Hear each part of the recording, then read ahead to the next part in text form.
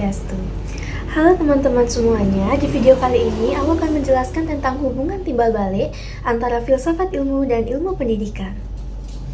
Filsafat ilmu memiliki peran penting dalam mengawasi, mengarahkan, dan memperkuat ilmu pendidikan agar tetap ilmiah dan bernilai.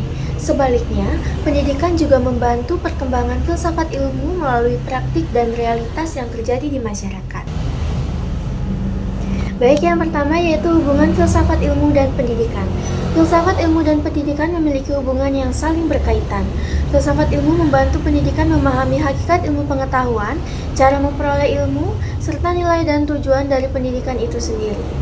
Dengan adanya filsafat ilmu, pendidikan tidak hanya sekedar proses mengajar, tetapi juga memiliki dasar pemikiran yang jelas dan terarah.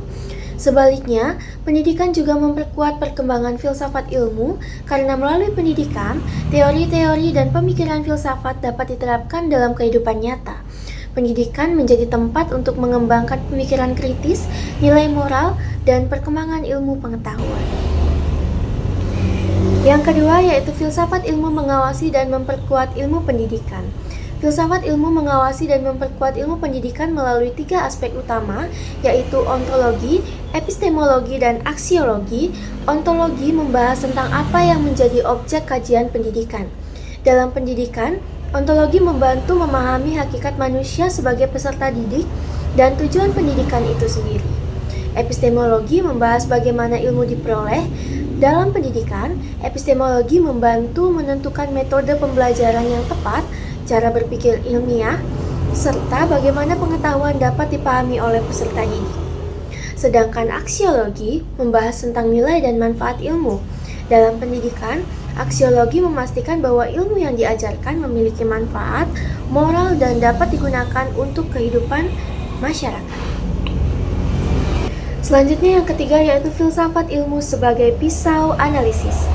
Filsafat ilmu disebut sebagai pisau analisis karena digunakan untuk membedah dan memahami berbagai persoalan pendidikan secara mendalam. Contohnya, ketika terjadi masalah seperti rendahnya minat belajar siswa, filsafat ilmu membantu menganalisis penyebabnya dari berbagai sudut pandang. Secara ontologi, kita melihat hakikat peserta didik dan kebutuhan mereka.